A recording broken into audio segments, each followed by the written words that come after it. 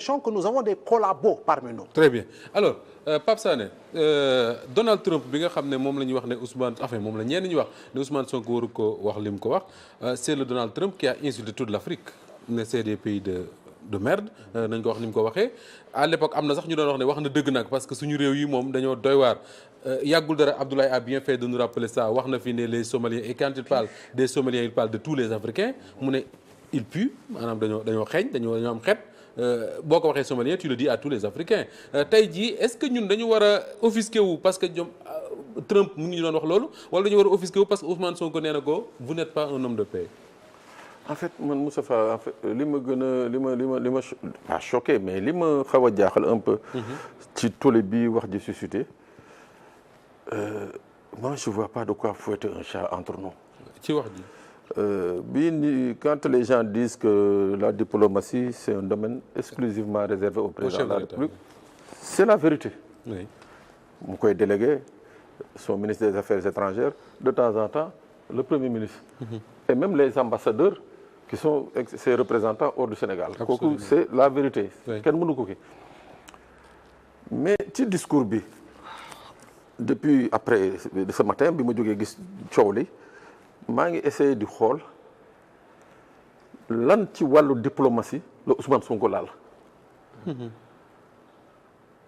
c'est-à-dire ban aspect ci diplomatie diggante États-Unis ak Sénégal la laal.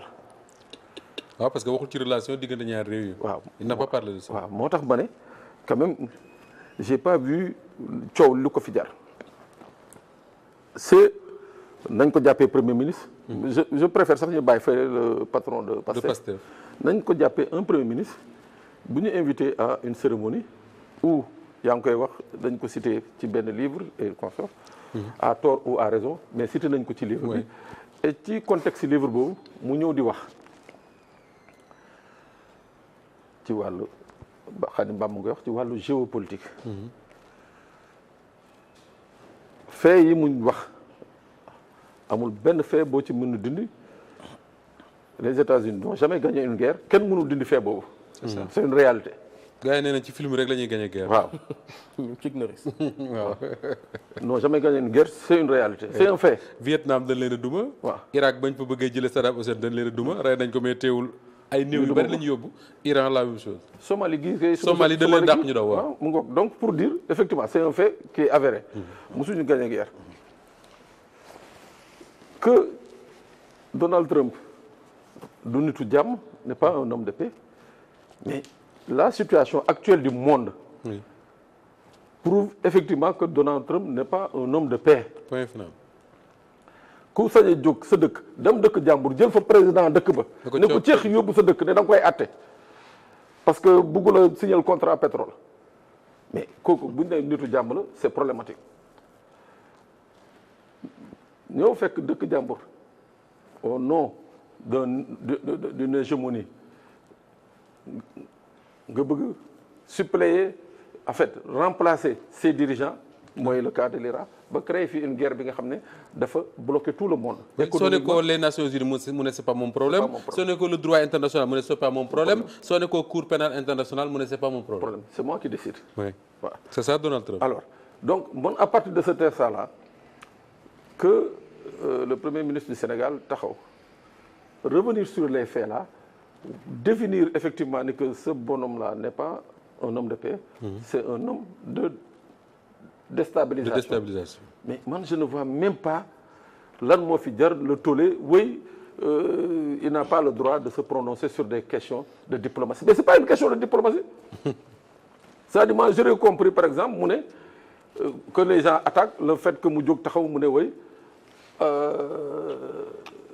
l'ambassadeur des États-Unis bii nekk Sénégal.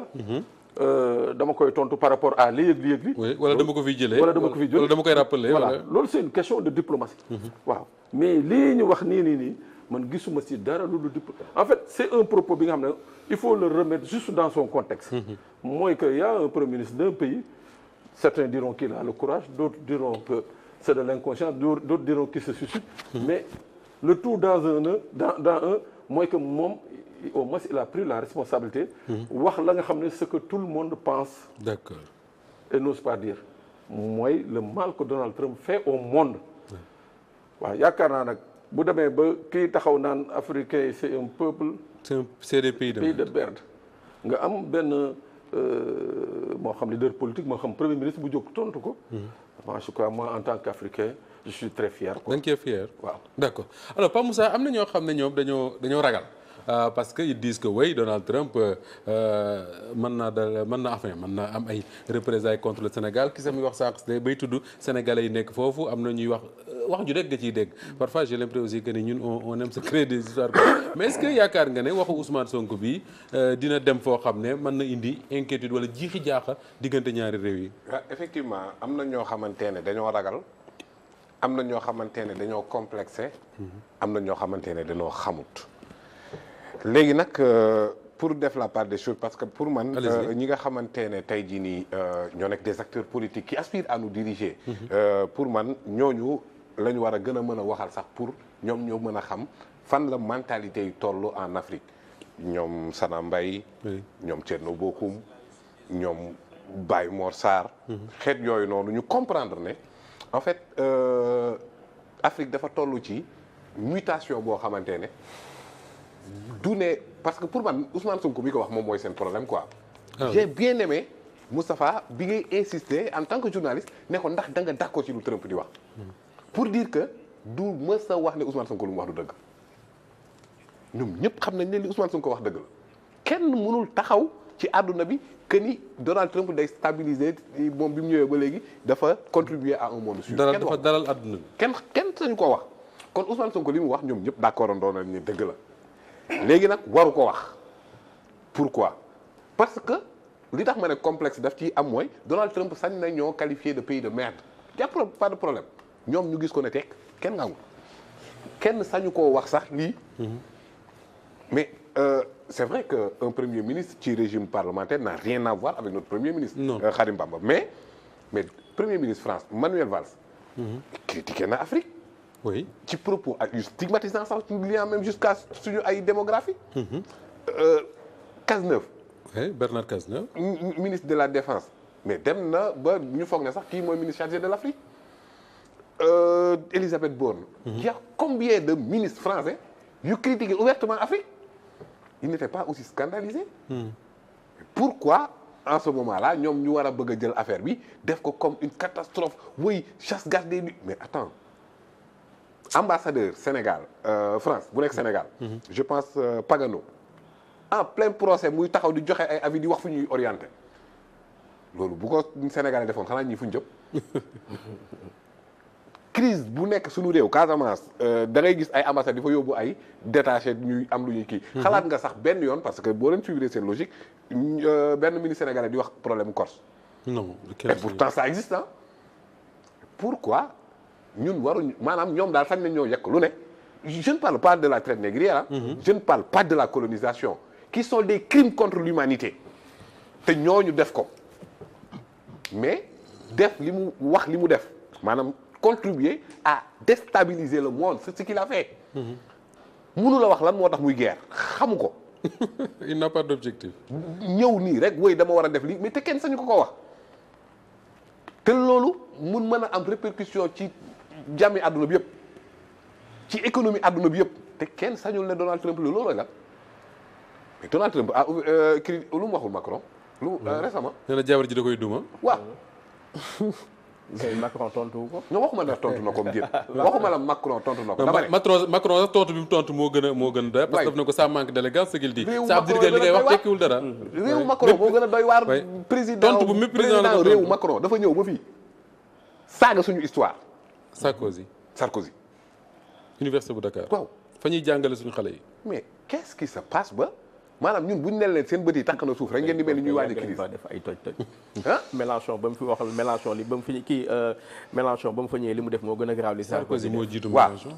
d'accord waxuma la te loolu dénoncé wu loo non waxuma la baax na de defal na mais voilà. dama ne critique bii laa wax amoo c'est-à-dire amul lu ci nit war a mën a scandaliser comme si non nank rek après nga jël waaw c'est-à-dire scandaliser wu yuuxu fi mel ni saa Trump yàlla la lu xew qu'est-ce qui se passe quoi rajo yi di titre di ko titre ku nekk bëgg koo def benn scandale boo xamante ne samay ay ministre France ay président France président États-Unis yàq ñu lu nekk kenn ñaangul kenn tweetéwul taxaw mais oui chasse gardée du président de la République et cetera mais ñii ma la wax nii ay ministre de la défense France lañ ay ministre de l'intérieur lañ ay leneen lañ pourtant ñooñu moom kenn waru leen wax ay fii la xari jaar ak fële la musi jaar et puis ñu replacer les choses ci biir contexte am il y a un président de parti politique qui aspire à diriger et qui Sénégalais yi war a mën a xam lan mooy mentalité am lan mooy perception am lan mooy philosophie lan la gisee àdduna te ñu xool tamit sujet l'affaire Donald Trump là lan moo ko andi ci waxtaan bi. très bien ce n'est pas Ousmane Sonko ah. oui.